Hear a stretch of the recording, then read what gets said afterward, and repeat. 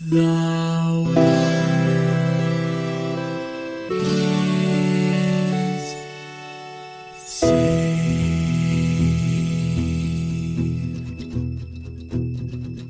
The living room's dark, save for light being cast from the big TV screen and the imminent sunrise that's teasing the one starry sky with whispers of morning.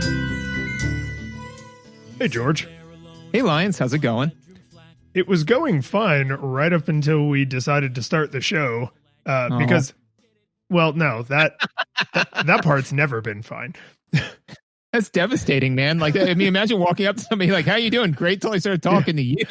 No. What happened is, I don't know if I actually have told you that I do this, but I have a browser window open that has like image references from the game we played, just like help keep details fresh in my mind. Because it's, you know, a picture is worth 1,000 words, George. So it's easier sometimes to have a visual reference over a text description in my show notes.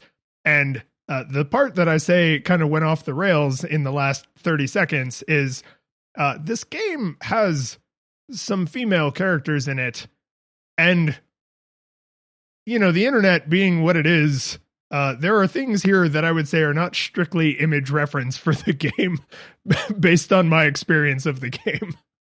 Yeah, that's always a bummer. I just, you know, but you know, we were just talking about before the show started how there's just some things that you can just kind of say that you can tack on to the end of any sentence, and I mean, and it'll just kind of make sense. And sex sells, man. Sex sells. Yeah, Kid Icarus, NES game. It's great. That is a callback reference just for us. Like, yeah, we made that joke in the pre-show, and now we're doing a callback to something that's just for us. What did we play? That segue. Kid Icarus. The original Kid Icarus. They did do a much later remake of this. That's the version everybody's familiar with from Smash Brothers. This is the NES OG. Yeah, originally he was Kid Gorgeous, then Kid Presentable, then Kid Gruesome, then Kid Icarus. That's a good reference. I was proud of it. But July 1st, 1987, when this game came out. And it feels like it. Right? Oh man, it does. Like God, how old were you at that point in time, and what was your mother's maiden name? You know, like it's crazy old. How smooth. So my nostalgia goggles experience, my nostalgia experience for this game. I don't think I actually owned this game, but this was at a point in my life when almost all of my video game playing was with my older brother and with his friends who also owned a lot of video games. So if we didn't own it, it was like one of the kids within like a 2-house range owned it. So I was, you know, playing it a lot and then suddenly not playing it at all for like 30 years. So like I have this really narrow, specific memory from a fairly young age. And that's like, it's like trapped in that little capsule of like, I more remember like my brother and the Nintendo and the living room and less the game, but it's like memories are conjured. They're just tightly wired to like other much stronger memories. Interesting. Yeah. So for me, I'm gonna take you on a quick journey. So for my nostalgia experience with it, so you know, this character Pit came out for Brawl. I think Brawl. Yeah. Brawl. So I played a whole lot of Melee and a fair amount of Brawl, right? So, you know, I was familiar with Pit and Kid Icarus, and so I had built this game. This game was the thought experiment of like being able to implant memories.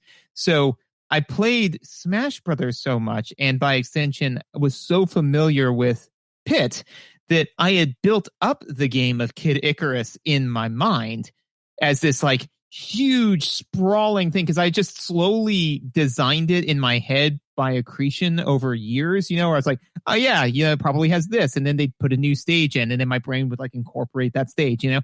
So I have no nostalgia experience for this except for the fact that my brain has told me that I have played this game before. Obviously I have, because I have memories of it, and that is how fickle human memory is. Yeah. So but as we have both said before, perfect illusion. Like your brain thinks you played this made up game, and can you prove you didn't?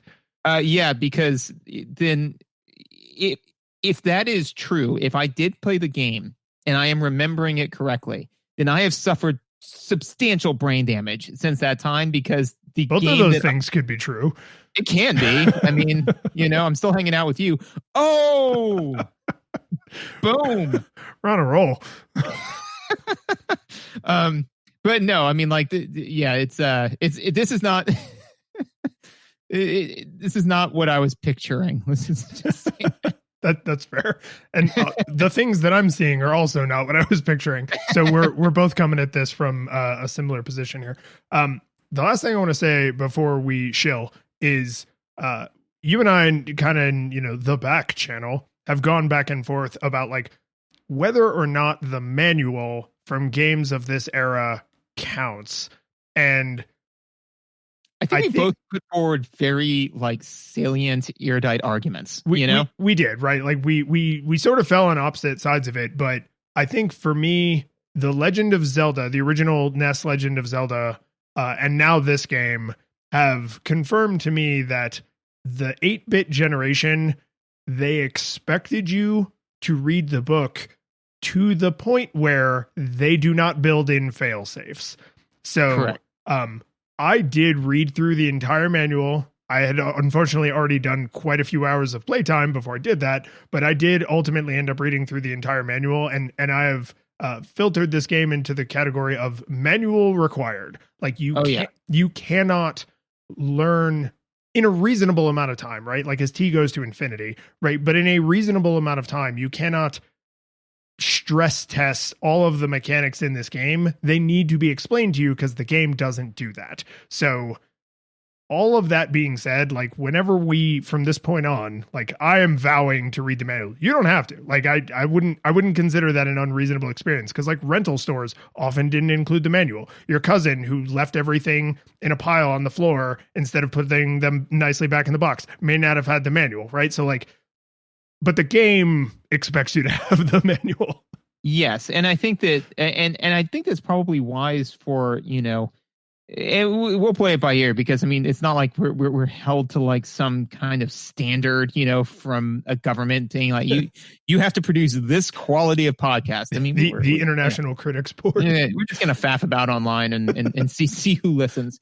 But that being said, I think that it's kind of a good mini control to say, okay, well, Lions, you'll read the manual and I won't, and so how important was the manual? Because if I'm like, this is the Diaries of a Madman, and you say, no, it made perfect sense, I have no idea what you're talking about, and it's, oh, well, then that manual is pretty hypercritical, because you did send me a copy of the manual, like some pictures of it, and I read it once, but I had already done the bulk of my playing, so most of my experience is sans manual on this one. Yeah. So fun more behind the scenes. So Nintendo very generously has actually put a bunch of their old manuals on their official website. High quality scans for maybe not all Nintendo games, but like a crap load of their games, right? Because they just know people want to look through them and, feel nostalgic. And like the Internet Archive has indexed a bunch of stuff. There are like semi-legitimate like library places that you can get these. And I tried to send you a link to the official resource and it just wouldn't load. So I ended up finding like some kid who scanned it like in his dorm for, and then just dispersed it online. And I was like, well, I was trying to give him like the legal thing, but I guess I'm just going to give him this like bootleg version. So, Shill? Oh, we have to. Yeah, man. We have to, not just because everyone who listens, who rates and reviews, who talks to us on Twitter, we don't just have to thank them because they're all beautiful people. But I got to have, not only did I have access to the manual, which I would argue for a game like this is like flat out required. I got to have the year 2020 version of playing this at my friend's house where my friend is the expert, because I was streaming this pre-manual reading. and someone came into the stream and basically was like, nah, man, here's everything you're doing wrong. Here's everything you're doing wrong. And just, it was literally like the older brother, older sibling coming into the room and just being like, no, see, if you duck here, then you won't get hit by that. And, don't buy this because later you're going to find one in a pot for free. And like, just every little, like, and I was just like, whoa. And this guy, I think it was a guy, based on the handle he had. But this person just drilling the bejesus out of me. He was like, no, dude, I know it's really hard, but if you do this, you'll get enough points to unlock this upgrade. And if you don't get the upgrade, this next level is basically impossible. So don't feel bad about not being able to beat that 10 minutes ago. Like, just this serious, like, cheerleading session. It was weird, but like really awesome. It's awesome. Yeah. That's really cool. Yeah. I was like, I feel, and because I am a younger sibling, you're a bastard only child. But I did have that gaming experience where like I would be doing something in SimCity or Final Fantasy and my brother would be walking past my room and just be like, don't do that. It's like, oh, but I like the way it looks this way. And he's like, yeah, but it's stupid because this is the way better way to do it. I'm like, oh, okay. Yeah. To be fair, I'm getting that experience now with Teddy as I am the older brother. Because I'm like, no, Teddy, don't do that. That's a bad call. Press this button. No, not like that, man. Okay, no, but then do the other thing. Yeah, absolutely. No, that's really cool. And did we mention our 16-bit? Oh no, they always get final billing because our 16-bit heroes are in fact the greatest of all of us. Yes. Oh yeah. No, they're because we are all living in an 8-bit world, but they are 16-bit. Yeah. So twice as many bits. It's at least twice as. I mean, who can know for sure? But it's at least twice as many. You should. You speak the language of math. I do. But Jacob, thank you for being our 16-bit hero patron. All of our patrons are beautiful. Jacob is beautiful enough to have his name spoken. Exactly. And anyone could be beautiful enough to have their name spoken. It's true. Yes. Just like in all of American society, in exchange for money, you too can be beautiful. Who's paying me to yell at this guy? I can answer that question. For money. All right. Visuals? Let's do it. So yeah, this game definitely has visuals. Honestly, as far as like visuals for the sake of visuals, I kind of like the way this game looks, I'm with you. I think it looks great. Yeah. Like it at least looks as good as or on par with like Super Mario Brothers or Zelda. Again, it doesn't quite have and I'm talking OG Zelda. I didn't really like the way Zelda 2 looked as much. But it Zelda has something going for it in the sense that because it is that 3/4 top down view, it's a little bit easier to render some stuff. But no, I mean the game is visuals for the sake of visuals. It's very good. It has a lot of varied enemy designs. The enemies are weird looking, but they're supposed to be weird looking. They're mythical creatures, Yeah, they're demons and monsters and stuff. Yeah, they're evil. So yeah, I mean, as far as visuals for the sake of visuals, I think the game looks very good. It's enjoyable. It is visually enjoyable. So I know on the podcast we played Super Metroid and we played the original Castlevania. Have you played or seen the original Metroid for the Nintendo? I've seen it. Yes. Okay. So does this game not look like Metroid with some Castlevania stuff? Because it's like the creepy demon elements look very drawn in there's like a lot of bubbles that look kind of reminiscent of the alien stuff in Metroid. And then there's like columns and bricks and stonework that's very reminiscent of like Castlevania. Like this game, I don't actually know on the timeline where this would fall. I think this came after both of those games, but to me it looks a lot like someone was very inspired by the original Metroid and the original Castlevania, and they were like, these games look good.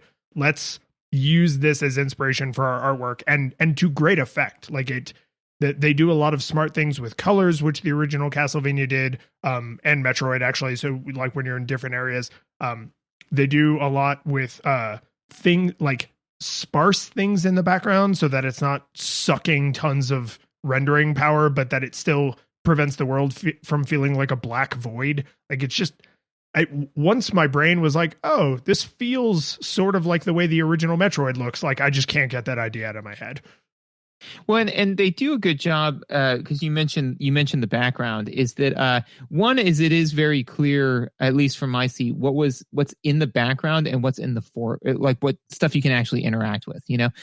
So first of all, initially, because I did read the manual, you're supposed to be kind of going up like a cave, basically.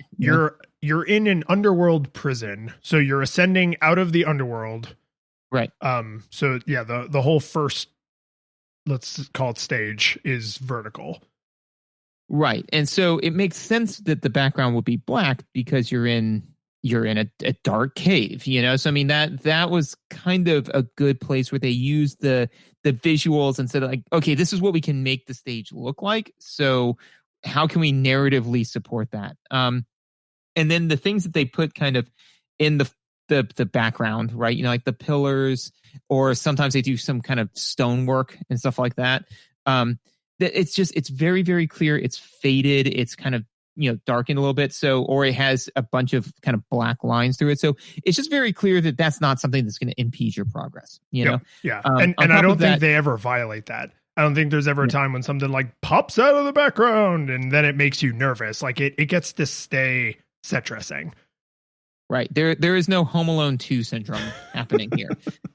So I do think that they did a good job leveraging their resources in terms of visuals and world building, So it feels, this world, it feels like a world, which is again something that, Zelda, Mario Brothers kind of did. I mean, for instance, for Super Mario Brothers, they kind of did the opposite, where in the beginning it's a bright, sunny world where everything's awesome. And then at the end it's dark and awful because you're getting closer to Bowser. In this one, you're ascending out of, a cave prison.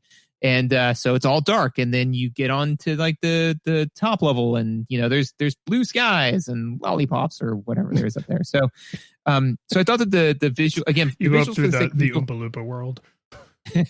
And visuals for the sake of storytelling, I thought were really good.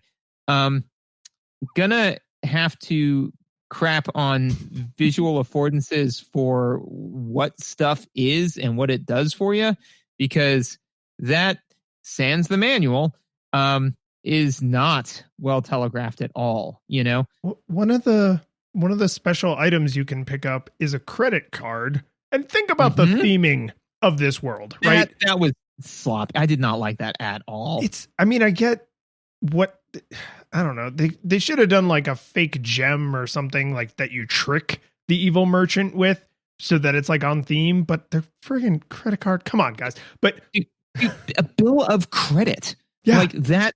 No, because that would have been awesome, because because again, like, what a credit card is, but a bill of credit, the first time I became semi-aware of what a bill of credit was when I was 33 and read The Count of Monte Cristo, which is that awesome scene where he's talking to Monsieur Villefort, and he's just kind of like, oh, well, here's a $500 million credit, or 500,000, whatever, He's like, but if you don't like the one from that bank, I have this other one. And he's just basically making it rain bills of credit. And Villefort is like, oh my God, this guy's super rich. Like that.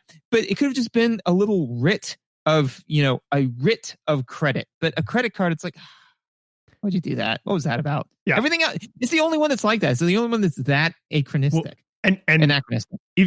Even weirder is the currency is hearts, which implies that there's a bank vault full of hearts somewhere. Yeah. Or that like the hearts represent. No, that makes sense. Okay, so you pay for stuff in Life Force, right? Because that's why you get hearts from killing things. Oh, dear God. Yeah. No, let's do this. So you suck the life out of stuff, right?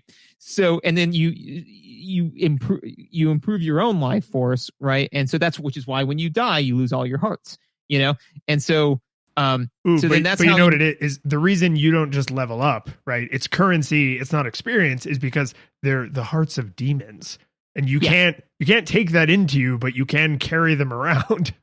Right. So basically, when you use the credit card, you are forswearing that you will give them some additional blood of demons. Yeah. So at a later period of time, you're signing a murder contract at that point. Yeah, you basically are a bounty hunter. Yeah. Unfortunately, this all checks out, and I have no notes. Yeah, that's assuming that the demons are sentient. Otherwise, I think you'd be closer to like a exterminator. They sure seem to have a will. Yeah. And then we get into some real fuzzy area because like you definitely don't want to be called an exterminator if the thing you're exterminating is people. Like that's not. Yeah, nope. And then we suddenly had to back off this. Yep, and we stopped. So anyway, it kind of looks like Metroid, but I think throughout and I want to talk about this more in mechanics, but we have to mention here, since we're talking about the ascending out of the underworld and then going on the overworld and then ascending to the Sky Palace, the levels literally move in this way. So the first level is vertical. The second level is horizontal, and so on in kind of a zigzag pattern, right? Until you get to the end. And I think that's kind of neat mechanically, and we'll definitely have more to say, I'm sure, but I think just visually, you think of like Mario, Metroid, Castlevania, Mega Man, right? Like all these contemporaries of this game. And sometimes they make you go vertical. Often when you're going vertical, you're dropping, or you're not going vertical for a particularly long time because it's a giant pain in the ass and it's really frustrating when you fall and die. But this game, from literally the first thing you do in the first level, they're like, climb out of this hole. That prove to us that you're worthy of saving Palutena. Like, climb out of this hole, Pit. Crawl out of this pit. But I think it's interesting that like when you that was funnier than that. I think it's just visually really interesting that like you start and the very first like little thing you do is like you walk all the way right, which feels super familiar if you've played any video games, right? But then you have to jump up and walk all the way left. And it's like, oh, sometimes you're going to go to the left. And then you have to jump up. And now you start platforming and you see like, oh, this is all vertical. A visual affordance that is super not conveyed. And I don't think they honestly even mention this in the manual because this is just a weird time in history, is on the vertical stages, you have screen wrap. And the levels are designed to require that. Correct. But agreed. However, if I remember correctly, within the first minute of playing the game, the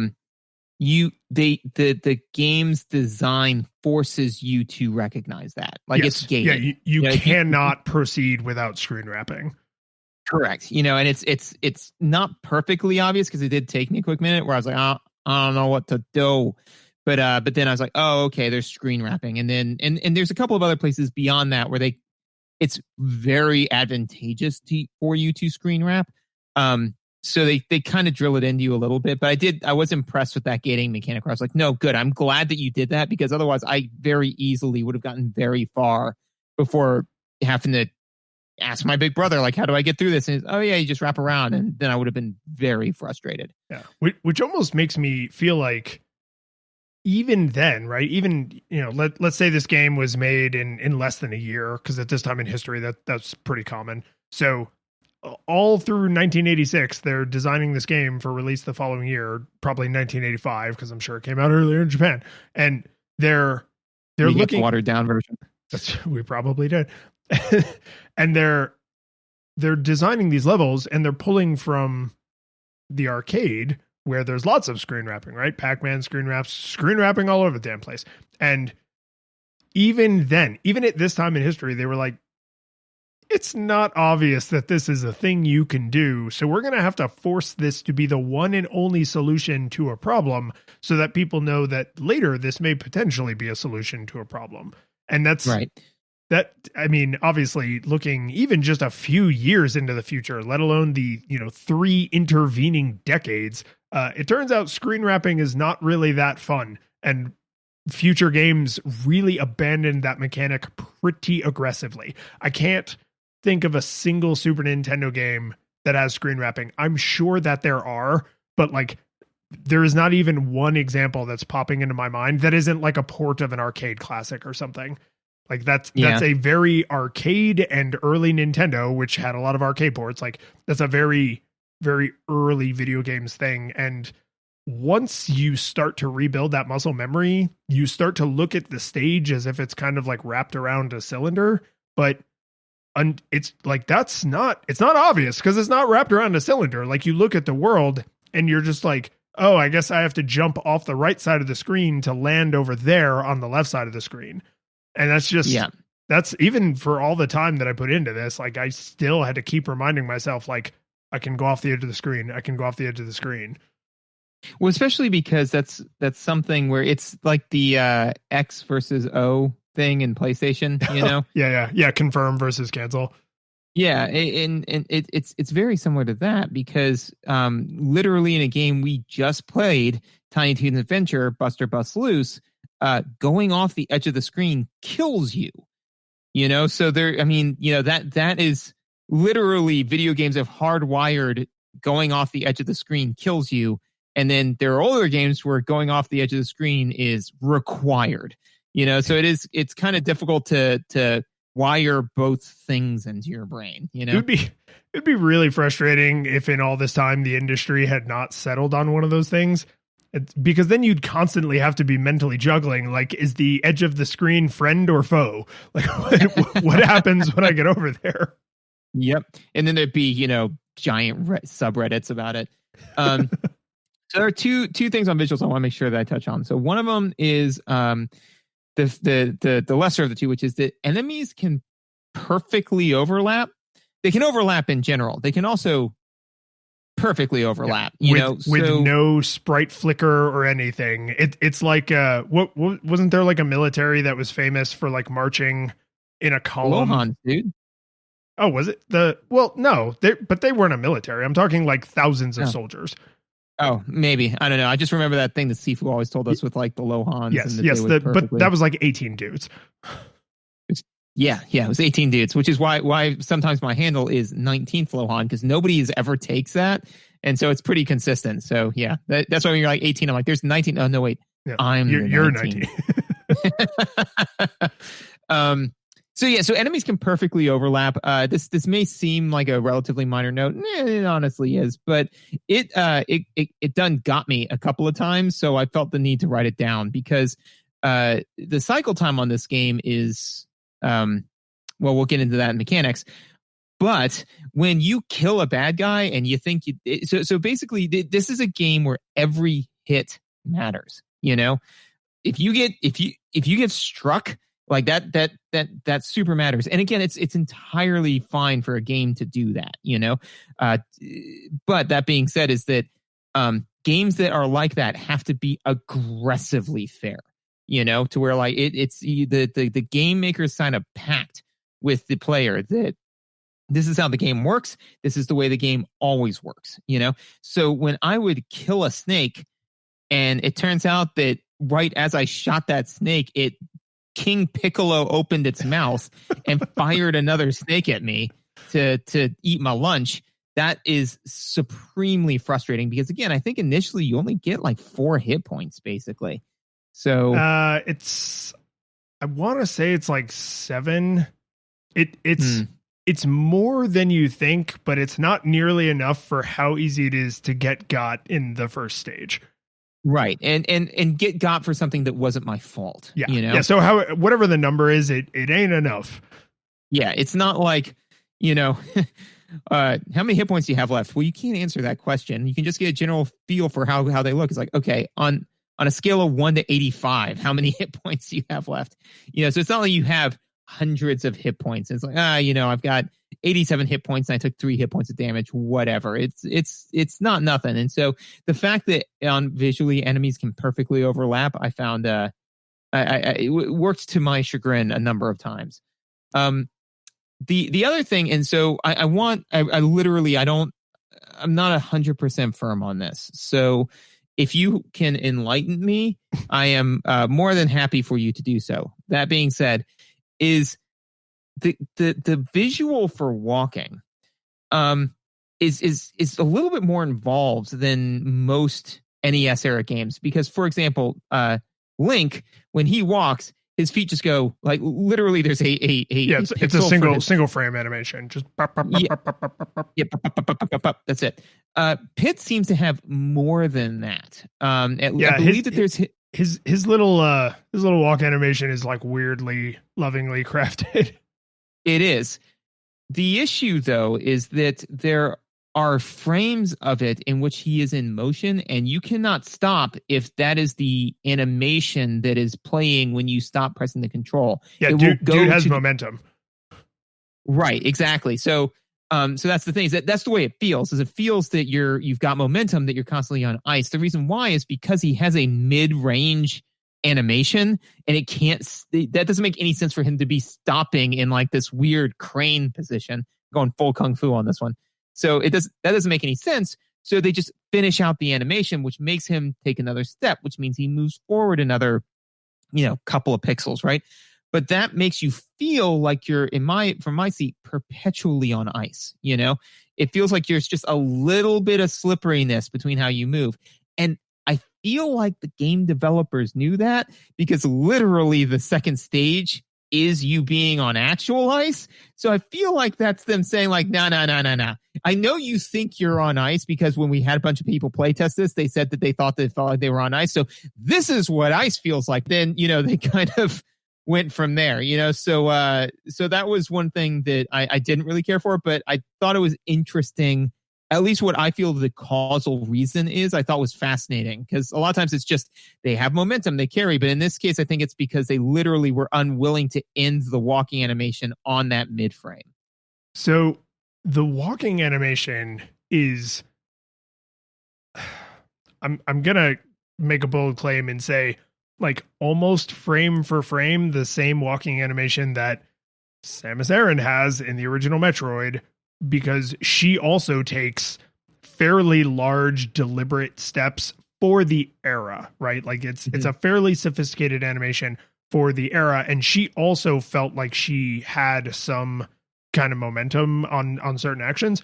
And so I agree with you that it leads to a sort of imprecise, right? Like things don't feel like they're pixel perfect, because when you jump onto a platform, you have that little like hop, like step.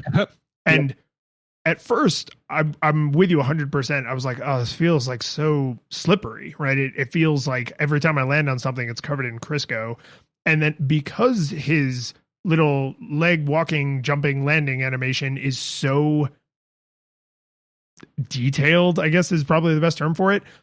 At some point, I started to internalize it as like he is landing from a tremendous height, or as if he was like carrying a tremendous burden. So like that little stagger step is like, as he's falling, it's like, oh, I'm falling from a great height. And so I have to like take this little horizontal step to try and redirect some of my momentum. And that dumb little headcanon was enough to help me platform better. Like, I don't think the player should necessarily have to make up an entire story about a 4-frame animation, but like once I just accepted like, oh, every time you cannot land on the last pixel of a platform, because then he will just walk off the platform. You have to land knowing that he's going to take that, extra single step or complete the motion, or however you want to think of it. And that I just internalized that little like hop hop kind of stepping motion, and that helped me aim my jumps better. Kind of like how in Castlevania you just have to learn like, yeah, once you jump, you're into it. So like you start to think of your jumps as what's going to happen in the future, like what is going to be the future state of the stage when I press the jump button, because I can't take it back. It's that same, for me, it was that same kind of mentality. Right, and it's definitely something that one can adapt to, right? It's not game breaking by any means, and I mean, and honestly, it's game feel, So yeah, Pit handles not sloppily because it's consistent, Yeah, it is 100% consistent. Even on the ice, he still takes that one little step, but he's sliding while it's happening. Right, exactly. So it's very, very consistent, which means that it can be internalized, which is great. But that being said, is that I thought it was fascinating as to the reason why, which is what I wouldn't, because you'd think like that the way that the character handles would be a deliberate choice, but again, Mario, when he walks, it's just kind of a one frame, he's just walks. Link, when he walks, same thing, but when you've got like at least if not 2 walk frame animations, then now all of a sudden your character inherently handles a little bit sloppier. And, for me, I was always just picturing that he was doing the superhero landing, you know? Totally. Yeah. It feels exactly like that. Yeah. But that's really bad for your knees. It is really bad for your knees. I think it's interesting to compare this to Mario because Mario absolutely has momentum, but only when he's running. And there's a visual affordance to show you that, like, if you're running to the right and then you hammer left on the D-pad, he does kind of like a cartoony, like, with like the elbows up and the knee out, right? So like, because that visual is so in your face, Mario is probably, like, if you actually looked at, the speed curve when you want to change directions, he is probably more slippery than Pit is, but because it's such a difference in telegraphing, Pit feels slippery until you're like, you basically, it's like the drow, like, subtle finger sign language. Like, yeah, once you speak it, you understand it, but until you do, it just looks like someone's trying to pick something out of their fingernail. Like, it's too subtle. And then eventually you internalize it and it's fine. But with Mario, it's super in your face. So you're like, oh, he's got momentum. Look at how hard he's working to change direction. So you work to internalize it much, much earlier. Well, and also too, in that situation, there's a run speed and a walk speed, Yeah, which Pit super does not have. Correct. Yeah, like Pit's got one speed, right? So then that kind of feels like that should handle a certain way. So, for example, in more modern games, right? You've got let's take Borderlands, any of them, versus a game like Overwatch, right? So in Borderlands, you have to hit R3 to sprint. In Overwatch, you're just always sprinting all of the time. That being said, though, is that and I think that Borderlands handles similarly, but if in Borderlands, when I'm walking, I can turn on a dime, but when I'm running, I have to, like, arrest that momentum. That would feel right. If in Overwatch, even though I'm probably moving at the same speed because that's my walk speed, that's the speed I'm moving at all the time, it would feel weird if I was carrying as much momentum as though I was running. So basically, the idea being is that if you've got one speed, then that's your walk, light, jog speed. And then if you've got two speeds, then the second speed is I'm running at a dead sprint. Whatever that speed actually is in the game, that's the way I think that the brain kind of internalizes it. So when you got Mario, like, dead sprinting as hard as he can, it makes sense that he'd need to arrest that momentum. But if that was his only speed, then arresting that momentum would feel slippery, because he's not running. He's just how fast this plumber on meth runs, so. That's why Drano's blue. It's just all meth. That's how they smuggle it. That's right. The one other thing I want to say about the visuals is, because I didn't mention this when I described kind of like the zigzag layout. In between stages, you have to go through a fortress. And the kind of novel thing about the fortress visually is that in the fortress, you can move in all directions. So sometimes there's ladders that go up or down. Sometimes there's doorways to the left and right. So the first leaving the underworld stage is all vertical platforming. The overworld is all horizontal platforming, right? No screen wrapping there because you can't have screen wrapping on horizontal platforming. But you were going to make Groundhog Day the game. Yeah. Yeah. Okay. So but it's not Groundhog Day the game. So it's not. The one exception. But the fortresses are very visually distinct. It's some of the only, unless you count the rooms, it's some of the only interior space you're ever in. So they make sure that there's floors and walls and ceilings and columns and the ladders instead of stairs, whatever. But like, so you feel like you're in a building with multiple rooms and multiple floors. They have totally different palettes, just like the different worlds do. So you end up, you're never confused, right? Like, when you're in the underworld, when you're in the overworld, when you're on your way to the Sky Palace, when you're in the Sky Palace, and when you're in the three fortresses in between. So it's just like, it's nice that they gave that immediate, like, oh, I not only do I know that I'm in a fortress, I can tell you which fortress I'm in based on the color palette, just like you would expect in Metroid or Castlevania, or even way back in the original Zelda. They, like, each of the temples has, like, or dungeons, each of the dungeons has, like, a totally different palette, so that you kind of know which one it is. Yeah. Oh yeah. And again, just to kind of close, visuals for the sake of visuals, that's good, man. I mean, it's a very good looking game. They're not afraid to, do. For example, in the in the first stage, the rock is that is red, but the pillars are like a bright blue. So those contrast really well. That's not all washed out or a singular color. It's very appealing to look at. For the audio, I liked the music. Honestly,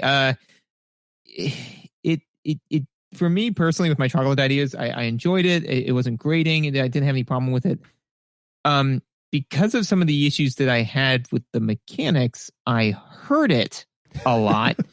And that's the negative side of it, which was that the intro bars, at least in the first dungeon that you're in, are very unique and distinctive, which is good.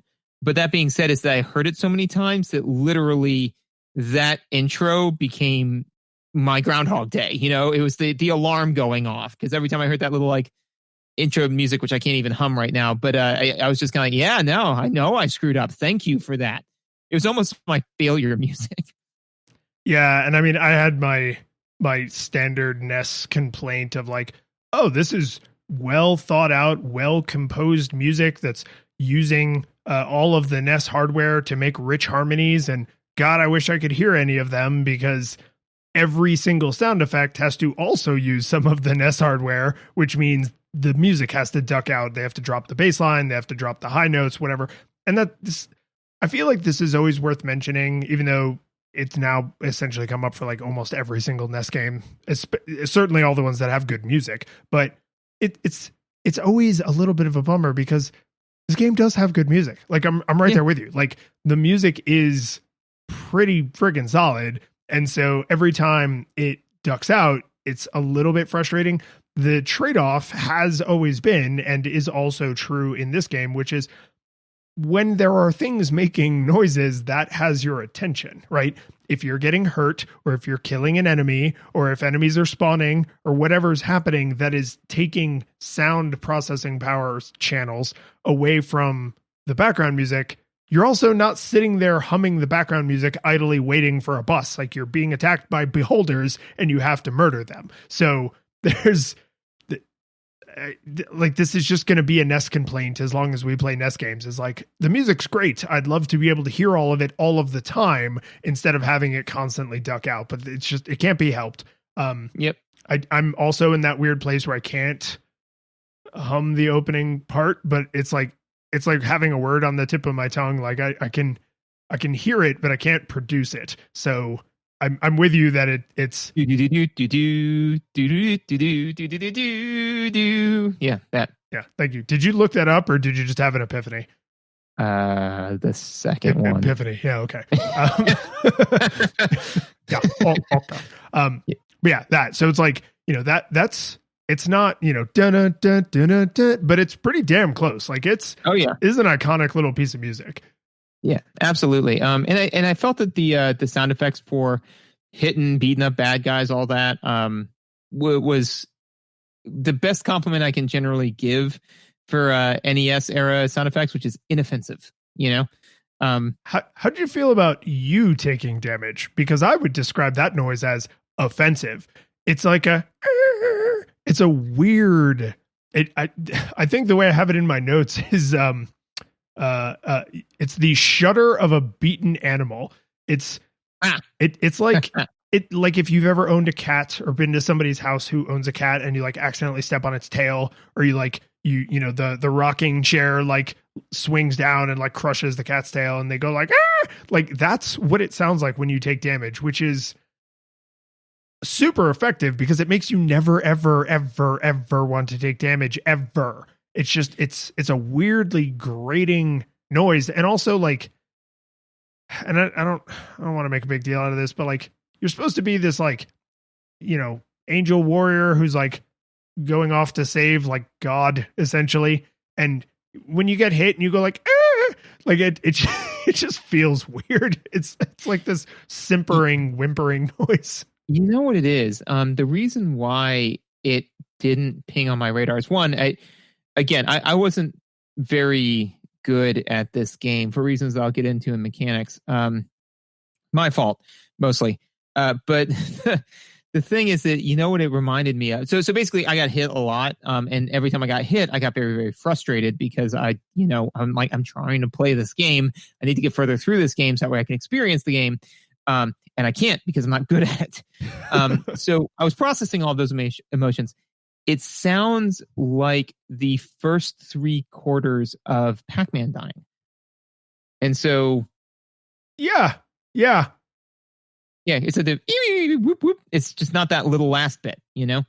So to me, I just, I guess I just made that connection in my head of like, oh yeah, it's Pac-Man, it's not particularly loud either. So it just didn't like grate on me too bad in the sense of, if it was ramped up or more screechy than just kind of a high-pitched noise. I will definitely say it is antithetical to you being an angel warrior out for death, like it's definitely like but that being said is I don't know why that just connected to Pac-Man dying and my brain then just moved on. Yeah, it's not experience ruining. It's the only sound effect I could think of that was like abrasive, but it's also the best sound effect to be abrasive, right? It's the one you never want to hear because it means you done messed up. So right. You have entered a failure state. Yeah. Points for applying it correctly, I guess. The Reapers, when they spot you and then they summon the Repettes, that little tone music, it's like a little melody. Yeah, hate that. Yeah, no good. And it goes on forever. Yeah, like until you stop fearing the Reaper, it stays. It like Blue Oyster Cult stays. Yeah. I forgot about that one. So I don't know why I didn't write that down. That was very, very frustrating, and especially because the thing that I had with the Reapers, outside of generally fearing them, was that, and this kind of harkens back to visuals a little bit, was that them seeing you tends to align with you dealing damage to them, in the sense that, like, if you're running up to them to shoot them, there's a higher chance of them seeing you. So the first half dozen times I shot them was also when they went into their "aha, I saw you" thing. And so I thought that was me dealing them damage. I conflated those two things, Yeah, because totally. I mean, they line up chronologically almost down to the second. So yeah, so I was just kind of like, okay, I'm dealing, especially because even though sometimes I would hit them a couple of times, but then they would turn around and see me. I was like, so this is their second form, or what I'm saying, like you have to hit them a little bit, and then they get all crazed about you and whatever. So yeah, I didn't care for that. Also, did not care for the music associated with it. Yeah, it walks a weird line between sound effect and music, right? Like, it's not quite a melody, but it's also too long and complicated to just be a sound effect. But it's almost like teasing circus music. It's like right, like it's just. And I'll tell you again, just like taking damage, it makes you want to end that situation as quickly as possible. So no, dude, sorry, I just pulled it up just to make sure. Sorry to interrupt. But no, it's I would definitely qualify this as music, because the background music completely drops out. Oh right? Yeah. This takes all channels. Yeah, and it goes do do do do do do do do do do do do do. I mean, it's a melody. It repeats. It's that, dude. That is music. It says it's grating and short. So yes, it is a short, terrible phrase of music. Yeah. That repeats endlessly until you resolve the situation. And unlike the main melody, that's kind of like deeper. The do do do do do do. This is very high. I mean, again, kudos, because I don't want to hear, like, I need that to end. So it's like this is going to be a super niche reference for mostly just us, but at one point in college, we were watching a video. I remember this because we weren't super close yet. We had known each other for a few months, right? So we were watching a video on your computer that somebody had sent to you. It was like, dude, totally check this out, and it was one of those jump scare videos. And literally, we were both staring at it very intently, and all of a sudden the thing happened where it started letting out this screeching noise, and the noise was so abrasive. I remember it like making both of us take 2 steps back from the computer, and then like I was split between run away, like get away from this, and then try to reach out to the computer to fix it, which was the same place you were at. And I swear to God, it felt like we were in that purgatory for hours, but it was only 3 seconds, but it felt like forever. This isn't quite that bad, but it is in that sense of I need to stop this noise, and it feels like it goes on way longer than it actually does because it's awful. I must have blocked this out because I can't believe I didn't write this down to complain about. Right. And that's the thing is just like the damage noise, it's hard to fault them for it because it's horrible on purpose. This isn't an accident, right? It's not like they're like, oh, it turns out this sound or this little melody is kind of grating and we didn't really think about it.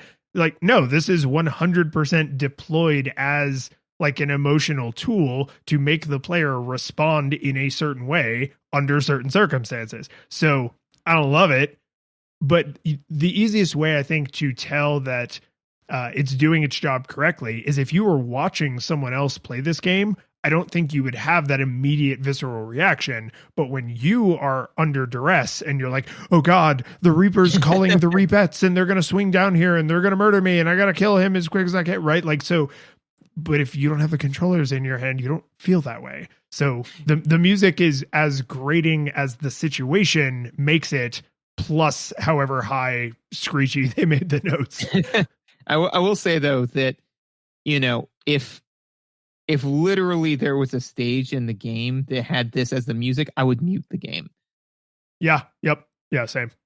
I would probably deal with it if the stage started. I'd be like, okay, yeah, I don't need this, and I would just mute that. Yeah. So again, the fact that it's not the music for a stage is good. They knew not to do that, but yeah, man, that's rough. So you reminded me of this story that is not related, but is just a funny story. So cool. One of our mutual friends in college, he was a big fan of those jump scare videos, and we were over at I think you were actually living there by that point, but we were at his place, and he was like, "Oh, hey, come check out this video." And I was walking into his room, and I saw, I think he had like Newgrounds or whatever, E-Bombs World or something, which was like famous for housing that kind of crap. And I just remember very clearly saying, if this is a jump scare video, I'm going to hit you. And he was like, no, dude, it's not. And it was. And I did. And I think it's important that when you make a threat like that, that you deliver so that people know never to do that again. And he never did. Well, that's the thing, is because I don't make threats. I make promises. Yeah. And the thing is, he was still all upset at you. Like, he was like, how in the world could you? He's like, what was that for? It's like, I told you. And again, this is where it comes down to is because I've said this to so many people. Because I also run into that where I'll say to somebody, if you do A, I will do B. And then they do A, and then they get all shocked, shaken, upset that I've made good on my promise. Like I'm a man of my word. So the thing that's frustrating about that is that I've literally said to people, I am the bullet in the gun. The minute that I tell you the conditions under which a thing will happen, and then you satisfy those conditions, I'm not I'm Rick. I just want to be at Blitz and Chits. Well, and the thing that really bugged me about that is, we had known this person for a considerable length of time at this point. In fact, I had known them considerably longer than you had at this point. I don't like to be scared. I startle easily. I don't like horror movies. It's not my thing. I don't make that a secret. I don't pretend to be a tough guy. So when someone who knows that I'm not into those kinds of things and that I don't find them funny, and that I preface with, if you do that thing that we both know I don't find funny to me, I'm going to make you pay for it. And then I deliver on that commitment. Yeah, I lost no sleep over that. And hopefully he had a big bruise. So anyway, the Reaper audio is not quite as bad as that Purgatory. But it definitely makes you want to take action. Yep. Gameplay? Gameplay. Yeah. Controls and mechanics time it is. All right. So actually, literally, my top note is good gating mechanics right out of the gate, specifically dealing with the screen wrapping. So, just to make sure that we touch on that again, mechanics, because it's not just a visual, it's a mechanic. That being said, the shots that you fire, so the screen wraps and the enemies wrap, the shots that you fire emphatically do not wrap. Worse than that, if you are in transit of wrapping, there is a Correct. little window in which your shots don't fire at all. Yeah, which is just bananas, not cool. And again, in a game where the cycle time is so I can say it now. I don't like the cycle time in this game.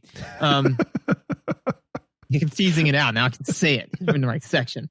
But anyways, in a game where the cycle time is in my opinion, punishing. So again, as we said, every single hit counts. When all of a sudden I'm like, okay, I know these snakes are coming, so I'm going to sneak onto the side of the screen and start firing. And then all of a sudden, my gun does the Looney Tunes thing where the barrel just melts and I'm like flaccidly whipping it around, I'm like, what just happened? And then I get hit and I'm like, I didn't like that. Yeah. I mean, I had a crazy realization about this game, which is that they accidentally made an action RPG and didn't design a game engine that supports it being an action RPG. Unless you know it's an action RPG with a game engine that doesn't support it, it's impossible to be successful because when you go into the game, you have very little health, as you said. Your shots don't travel all that far and they don't do all that much damage, which we both said, right? Like there's a lot of you being like, oh my God, my avatar is not very strong. I'm going to have to get good. However, they built in mechanics that if you get good enough, you level up in between stages and you get more health. There's a room where if you have killed enough enemies and not taken enough damage, your arrow gets stronger. And so they put you in this insane situation where you have to get to a certain level of goodness. The upgrades are mandatory to have any chance of being successful in later stages. And then you have to continue to perform at that level. And I find this bizarre because usually the reason you include power-ups is to decrease the difficulty for people who are willing to seek out the power-ups. Correct. Normally it's a negative feedback loop. In this case, it's a positive feedback loop. Right. But they created like the rooms you have to go into, which are like little shops, but you can only go in once. So if you go into a room to buy something and you don't have enough hearts, too damn bad, we're actually closed for the day because you cannot go out and farm hearts and then go back in. You have to know that you have enough hearts before you go in. You have to know you've killed enough enemies before you go into the room where you get the arrow upgrade. You have to know you've killed enough enemies before you finish the stage so that you have a high enough score to get the level up so that you get more health. Because the difficulty of the game scales with an expectation that you have been acquiring these upgrades, which makes me ask, why are there upgrades at all? Like, why not just lift this out? And I don't mean this in a rhetorical or in a rhetorical way, because I felt good when I got more health and I felt good when my arrows flew farther and did more damage, but they just made enemies that took more hits and they made enemies that hit you more often. And so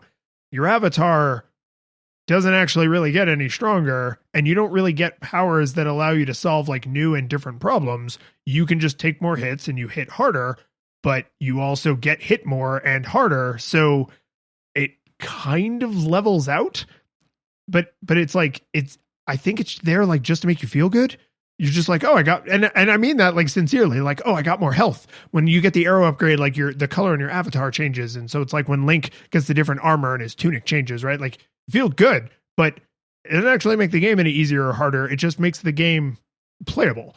Especially because there's no backtracking as there is in Zelda, so you never get to go back and see. Yes, even though I am now fighting, level 17 demon or S-class demons. Now I'm going fighting S-class demons. I can go back and just wail on some D-class demons and, turn them to ash. Also, too, one throwaway thing is that because like you said, everything's hot garbage at first, and you don't really even know that you're supposed to be farming hearts or collecting or anything like that. This is a great place where what they should have included is an abilities, where like literally the first half of a first stage is you with all of your power-ups, and then you get hit or whatever, Medusa captures you, which actually happens in the thing, and you lose all of them, and now you know to look out for that stuff. You know to actually go seek it out because you know that it exists in the game, and then they've trained you, the player, to know to want and need this stuff, So if I had to speculate, I bet the abilities started to become a common game design tool around the time they stopped creating super detailed instruction manuals, because you do know that you need to farm hearts. You do know that you only get one shot at the rooms. You do know that your score absolutely matters and exactly when they're going to check it. So like you can keep filling out answers on the test until this point, right? Like you do know all those things. If you read the entire manual and you like internalize all of it, the game tells you none of that, but an abilities would. And abilities would tell you these are things that can exist in this game and that you should care about. But instead they're like, we hope you read the manual. Otherwise you're going to die. You're not going to make it past the second level. Yep. It's like, did you read the manual? No, you're going to have a bad time. But actually, though, another kind of this leads me very elegantly into one of my main points, which is so you said, if you don't know that the shop's closed, then you're hosed. If you don't know where this thing is, you're hosed. If you don't have somebody on your Twitch stream feeding you information on how to play the game, you're hosed, right? So we've talked about this a number of times on the channel before, but since these are evergreen episodes, I'll kind of give a brief primer on the concept of plan, practice, improvise, right? So it's basically the idea of it's a taxonomy that kind of includes three different types of gameplay that a game can focus on. Now, you can either use one exclusively, you can use a mixture of all three, which most games typically do. But so there's improvisational gameplay, which is when you are expected to beat that portion of or the entirety of the game in one go, right? So the idea is like Spelunky, roguelikes, things like that, that's improvisational gameplay. Practice gameplay is the antithesis of that, where you are expected to not beat it in the first go. So you're expected to learn where everything is. You're expected to kind of memorize the map and the layout. And the satisfaction there is in honing the skill that's required in order to beat this thing. And then plan gameplay is a little bit of both, which is to say that you know enough about the game and the mechanics and how it works to create a plan on how things should go, but you're kind of forced to improvise along the way. Magic the Gathering, chess, things like that are planned gameplay. I say all that to say this, is that this game is practice gameplay. It is hard practice gameplay. I would say that there is nil improvisational or planned gameplay. If it exists, it exists. I'd say improvisational does not exist at all. And planned gameplay, if it exists very, very minimally. You are expected to play this game over and over and over and learn all of that stuff over time. Yeah. The closest you come to improvisation, and this is going to sound like a jab, and it is, there are times when the game engine bugs out and enemies clip through the floor or clip through a wall, or they spawn in a way that their sprite is on screen, but it won't hurt you. And usually it's pretty obvious visually, like it's really clear that something has gone wrong. And if that happens, you absolutely must adjust on the fly, right? But I don't think anyone could in good faith say like, oh yes, they included those bugs in the game engine to add some improvisational gameplay design elements. Yeah.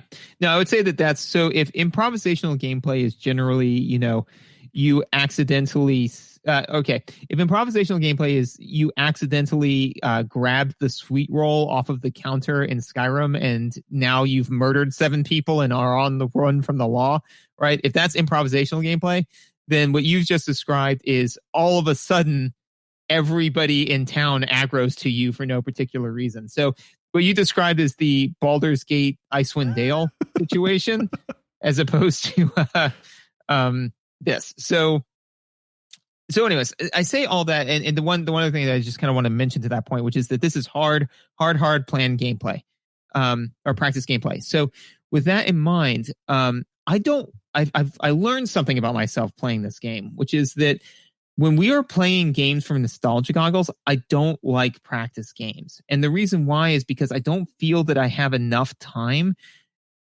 And to be fair, I would not dedicate enough time. Like this is not where video games fill a niche in my life anymore. When I was 8 and had all the time in the world, then absolutely. I'd just throw hours just feeling that goodness of being able to perfectly duck, move, weave, shoot, all of that. And again, I don't begrudge people who do that with their free time. It's a fine way to spend your time.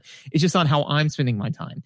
And so on games like this, I struggle because I'm like, I wish I had the time to really throw at this to get good, and I just don't. So by extension, I find practice gameplays frustrating, Yeah, and I'm not as anti-practice gameplay as you are, but I'm definitely, I mostly vote for your party. So like and for the same reasons, right? I'm just like, I don't have time to have another massive source of frustration in my life. I'm an adult. I have enough sources of frustration, right? And but here's where I want to give this particular playthrough experience its fair due, which is because I ended up accidentally having the little brother experience with like the older brother cheering, not just telling me what to do, but like cheering me on, like hardcore, like, dude, you got it. Like, I know you were so close and then you died, but like, you'll get it this time. Just super, super supportive. To the point where someone else who's regularly in the stream actually was like, who are you right now? Because they also know that I don't normally just grind my, it's like in the parable of like the crow like pecking through the mountain, right? Mm-hmm. Like it's just, or the raven, whatever. Like I normally don't really enjoy that kind of gameplay, but I realized under a very specific set of circumstances where it's like a social experience and the stakes are very low, because if I can't overcome the skill challenge, like I'm not going to lose anything out of it. Right. But it can be fun to be doing something really hard and have people genuinely being like, no, man, you got it. Right. It's like, if you like for weightlifters, it's like when, people in the gym, like see you're trying to like measure your bench max or your squat max or something, like, like, yeah, you got it. And there's like strangers like calling out to you and you're just like, yeah, it's that kind of, the reason people like live sports. That being said, that's a difficult set of circumstances to just deploy on command. It's hard to say, it's hard to say I enjoy this ingredient in a sandwich if I only enjoy it when I don't know it's there and can't taste it. Right. Like it's right. So I did genuinely enjoy the practice gameplay of this game on this playthrough, but that's an exception, very much not the rule. Well, correct. And I would make the argument that it's kind of a situation where you are cludging a type of gameplay that this game was not designed to support, which is that, you're cludging the fact that the game was designed to be challenge gameplay with social gameplay. Yeah, totally. So I mean, like the thing is, it's like this game was not made to be a social game. This is not a Borderlands. This is not, like it's not designed to be that. It can be that. I mean, like, you can be super into the narrative of Mario. It just that's your jam. I mean, you can create like this whole headcanon and kind of do a deep dive in it. I mean, for example, the movie The Lorax was not meant to be a deep dive on the economics of Sneedville, but I have been plumbing those depths because I've watched it 15 times in the last 2 weeks, but if somebody said to me like, hey, I'm looking for a good movie about city economics, I wouldn't recommend The Lorax. Have you heard of this little known gem, The Lorax? It's got some real Keynesian vibes. I tell you what, if I did that's actually because of the weirdness of their economics. That'd be like recommending, the Call of Cthulhu, for somebody who's just looking for a nice chill read. It's like, no, read this book. This book is amazing. We all love this book. What if you really wanted to screw with that person and maybe never have to talk to them again after they came back to you and they were like, dude, the Lorax, like there's no interesting economic stuff going on there. You just be like, sex sells. Yeah, there you go. Really makes you think. So the other thing I wanted to mention, I didn't play enough to really truly substantiate this, and you certainly played more. So let me know if I'm way swinging off base on this, but I felt the mechanics were pretty complicated as far as like how the ARPG all tied together. The reason why is because one is the visuals didn't really tell me what anything did. And then I did try reading the manual and I was like, oh man, like this is, it is not as bad as, but it is on par with some of the SOPs we have at my chemistry work, I try not to punish the people who are doing their best to translate Japanese into English in a way that fit in this space and that described these things and all like that. That being said, I absolutely can still penalize them for it not telling me what I need to know to be successful, because a lot of the manual reads like a manual. It reads like board game rules where they literally say, do this, don't do that.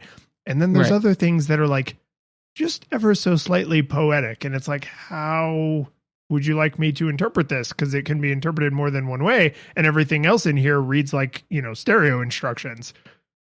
Yep. Yeah. No, there's like, okay, well, so you have to get a certain score. If you get a certain score, then you can do this. But you can also exchange hearts for other stuff. Now, you can also buy some stuff on credit, but once you use credit, then you can't use credit again until you pay back the shopkeeper. Now, if you want to, I'm sitting here reading this thing and I'm like, oh my God, I'm expected to understand how all of this works while making split-second decisions in the middle of gameplay.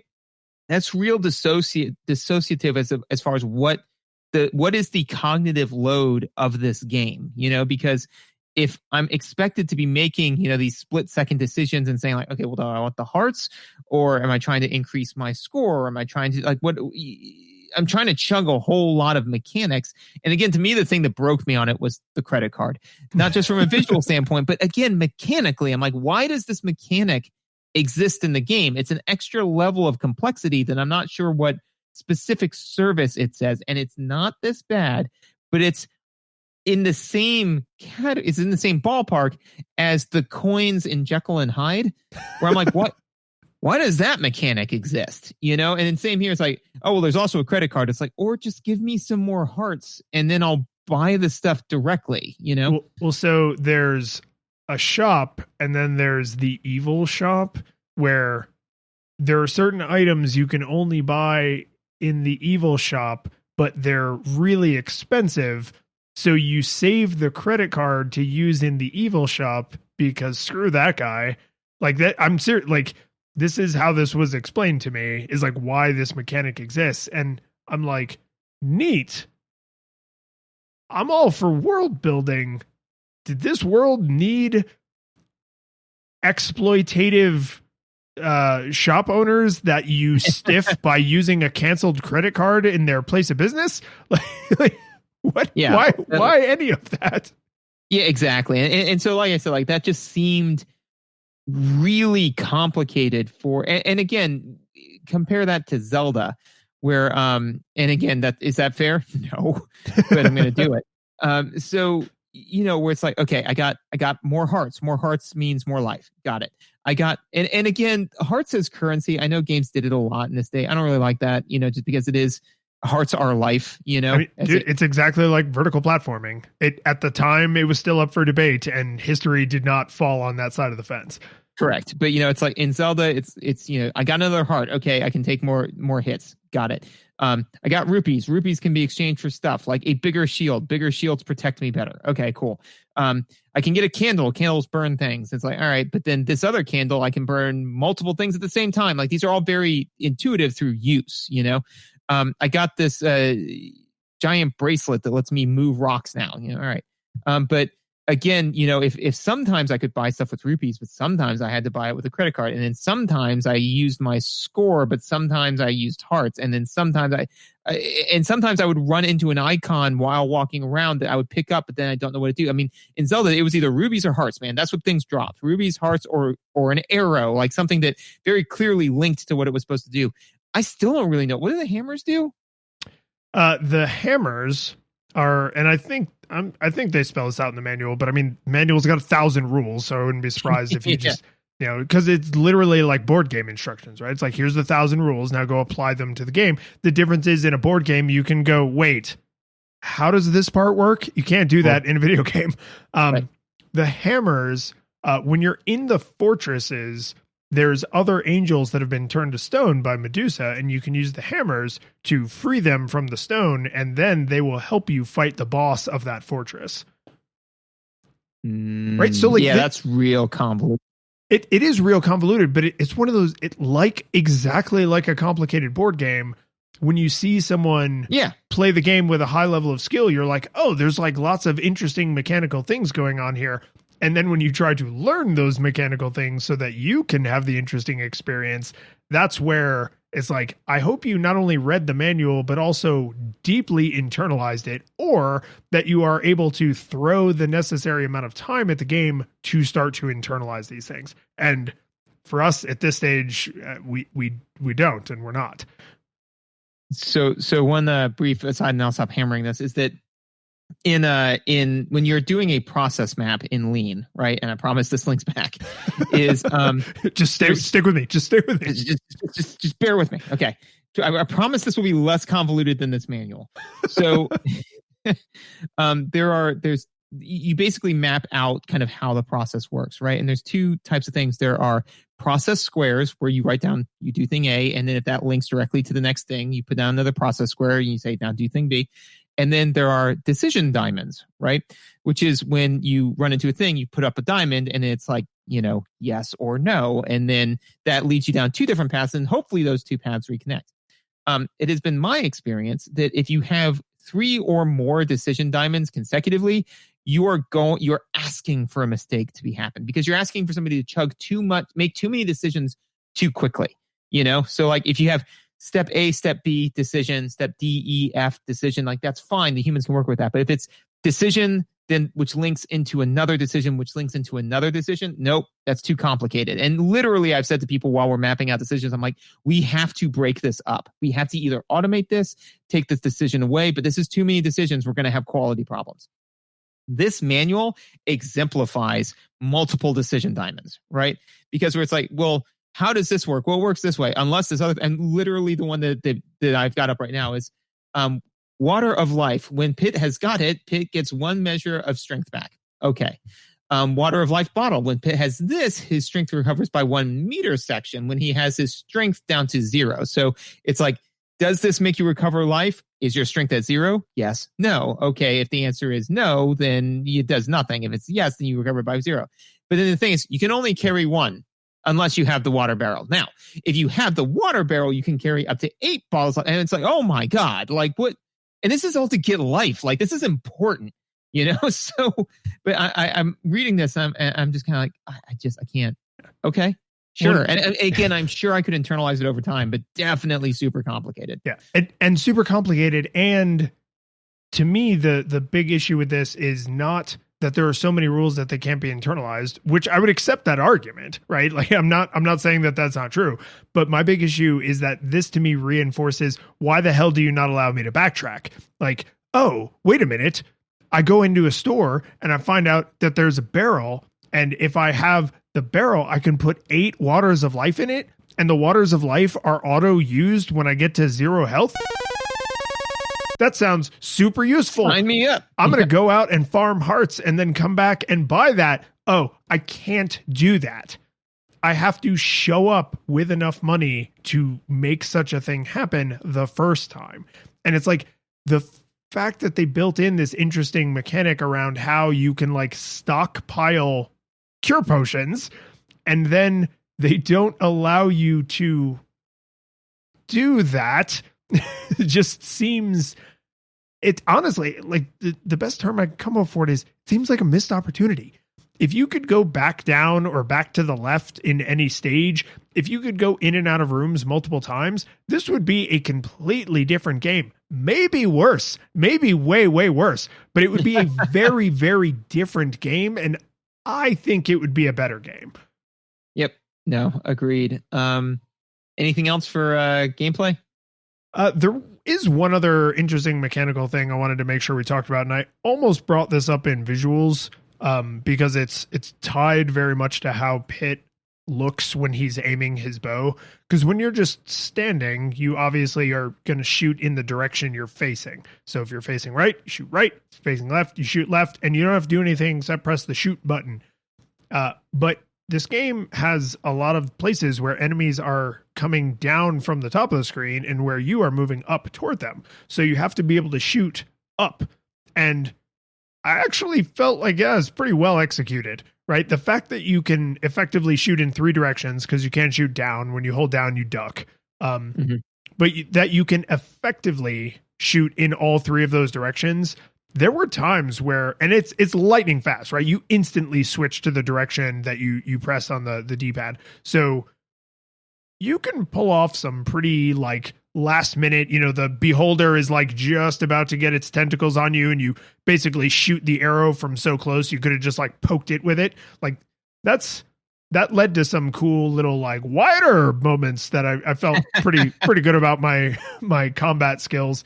And it's really critical that they nailed that, since several times in the game, they're like, not only do some enemies come from the top, all of them are going to come from above you because you're going up, right? You're climbing this place. So I don't know if that took them a long time to nail down, or if they just got that game feel on the first pass for that particular mechanic, but thank God they nailed down that mechanic. Otherwise the game would be literally unplayable. So 2 things. Actually, beholders don't have tentacles; they have eye stalks. You are correct. Technically correct, the best kind of correct. No, see, we watched that show. Megan and I watched that show. Actually, and dude, there are some of them when I get them right, I just get so disproportionately excited. I got one right today where I was just losing my mind. I'm like, I'm the smartest person that's ever existed. Anyways, that being said, what? Because I may have just missed it. What in the game lets you know or tells you to try shooting straight up? The fact that all the enemies are coming from overhead. Yeah. I honestly, if that's mentioned in the manual, I don't recall it. And the only thing I could think of in the game world is, not only do a lot of the enemies come from overhead, but many of them do not move in a pattern that indicates eventually you will be able to get them by shooting left and right. A lot of them move in such a way that it's like, you need to shoot up. And he has the reason I said this almost came up in visuals is because if you even gently tap the up button by mistake, he very dramatically turns to the side and points the bow straight up in the air. It's actually like his most aggressive posture, because the rest of the time he just looks like he's walking, right? There isn't a separate real dramatic bow firing animation. I don't know if that's actually ever told to you or spelled out through gameplay, other than they're coming, figure something out. So this is like one of those things where, like I was today years old when I found this out, like when it's, did you not know thing A? It's like, no, I was today years old. Like I was today years old when I found out that you actually die twice when your body gives out in the time somebody says your name for the last time. So this is that where I went a long time, longer than I would like to admit in this game before I realized, oh, you can shoot up. This is game changing. This is like hypercritical. And the game became substantially easier once I made that realization. That's not to, again, I don't put that one on the game. That one's, I'm a little embarrassed by it, you know? But I was just like, that's why I just felt the need to ask to say, was this just something that through whatever bizarre, and what I think it was that there were enough things early on that I found frustrating that when you had the enemies that would be super easy to shoot if you could just shoot up, my brain said like, well, of course they put enemies in unfair places. Games of this era did that, you know? So I just assumed that the game didn't have a solution to this. But that's why I asked is I was like, did I miss something? Because if I did, then I just missed it. Or I just literally, you know, it's kind of like the thing where, yeah, you see somebody crack a soda and then they turn the bottle cap around and, you know, so you can stick a straw in it and you're like, yeah. No, dude, I do that all the time, you know, well, obviously. I mean, I 100% came into this knowing already that you could do that. So if there's something in the game that clearly communicates it, if it was written down in the manual, I would have just glossed over it because I already knew that fact. Yeah, I'm actually not positive that they ever straight up tell you. I mean, or, you know, again, gate it in some way or put it in the manual or something like that, you know. Again, it's doable, it's manageable. I just didn't do it, you know. Yeah. The very last thing I have to say about mechanics, just because I think this is worth giving props to games of this era that went out of their way to do this. This game doesn't only have a password system, the sacred words, but it's like a super complicated password system. It's like 4, 6 character words that can be capital letters, lowercase letters, numbers, and I think some punctuation. So you have a huge variety of passwords because it very accurately saves your game. So if you have, 2 health power-ups and 1 of the arrow power-ups and you're on this level and your score is X and you have this many wine bottles, I'm pretty sure it actually records all of that, which again just makes me want to ask, why the hell can't I backtrack? Because this is essentially, if you think of this is as an action RPG that doesn't know it's an action RPG, oh, okay, I got to the second level and I know that I need enough hearts to get the next arrow upgrade or whatever, the next, item that I need to buy, whatever. So I'm going to farm some hearts and then I'll die and I'll get the password because they didn't want to put a battery in the cartridge. And then I can come back later and farm more hearts and get those other upgrades that I want. Or I have to finish the stage before because when you die, you lose your hearts if they want to keep that mechanic. But at least I know that I can go back to where the shop is or something. This game wants to be an RPG so bad, and then they accidentally made it a platformer. It's so bizarre. And the fact that it feels so much like Metroid, the way the engine literally behaves feels like Metroid. It's almost like they took that game engine and they were like, well, we got to make it different than Metroid. We can't just make a Greek themed version of Metroid. Oh, we'll just take out backtracking. It'll be like Mario where it's linear progression straight through. And they forgot that I don't want to say breaks, but massively changes the implications of all the avatar strength elements, right? All the RPG elements now become, you better get them on the first pass because that was your only chance. To the point where the person who was cheering me on in chat was like, I'm not trying to be a jerk. You literally need to start over. You cannot possibly get the resources you need to be successful based on the stage you've gotten to. Start the game over. And then I did. And then I had a much better time because then I was able to slowly acquire the avatar strength that the game expects and demands that you have. Interesting. So hold up. So I really at first pass wanted to give this game full nostalgia goggles and just crap all over it and be like, no, it's dumb. And everybody likes this dumb. But the more reading the manual was a big thing. I was like, okay, I feel like I have to count this as part of the experience because they do expect you to read it. I'm glad that has gone out of fashion, but they did expect you to read it. It is part of the game. I think they made some serious engine and mechanical whiffs that would have, I think, made the game more enjoyable if you could backtrack and go in and out of shops more than once, and if farming wasn't such a friggin' chore. Like there's little things that would have made this a great action RPG, but it's not. It's a weird platformer. It's a really weird platformer, but I actually think some parts of it are really smart. Like it looks great. It sounds great. There's a lot of interesting ideas here that in hindsight are really unpolished and really not that well thought out. So I settled on Nostalgia Monocle. And I'm tempted to make like it flew too close to the sun, but I'm not going to do that, because that feels like the kind of jab that would require full nostalgia goggles, and it's not. It's just a nostalgia monocle.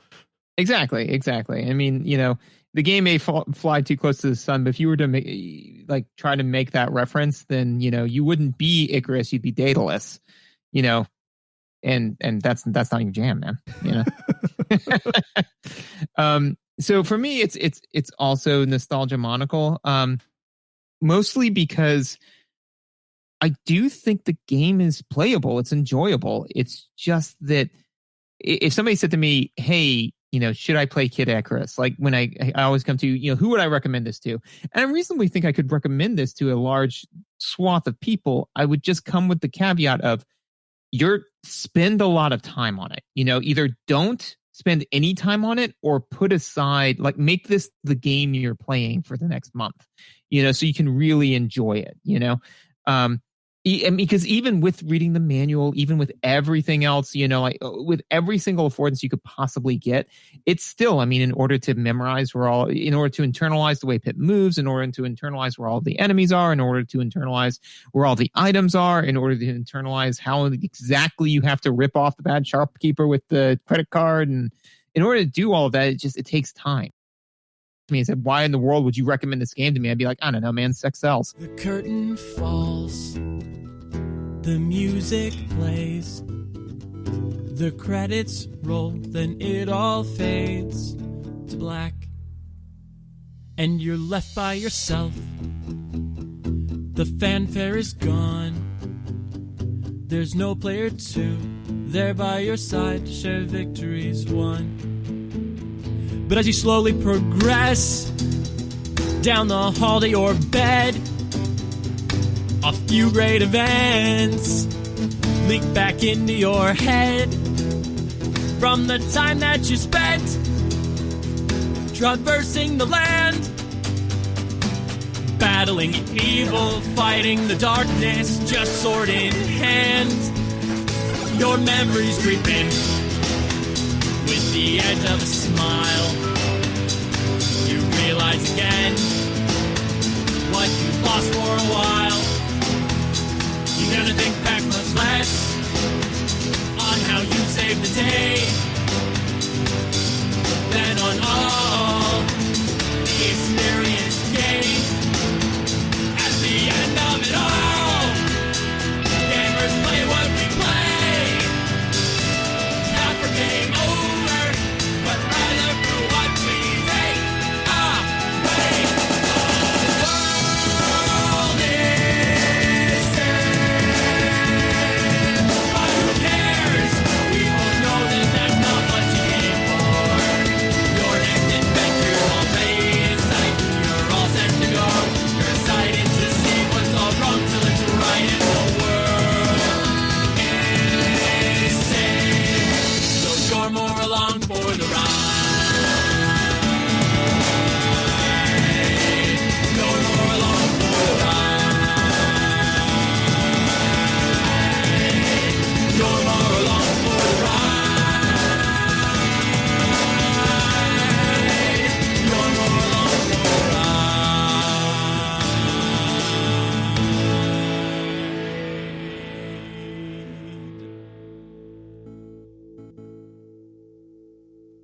ride. Magic the Gathering, chess, things like that are improvisational game, or sorry, are planned planned gameplay. You got there in the end. I got there. Can you just cut all that out? Hell no. And this part, the of me asking you to cut it all out, can you cut that out too? Now I'm just interested in what all of this is going to make it in. That's why I listen to the episodes.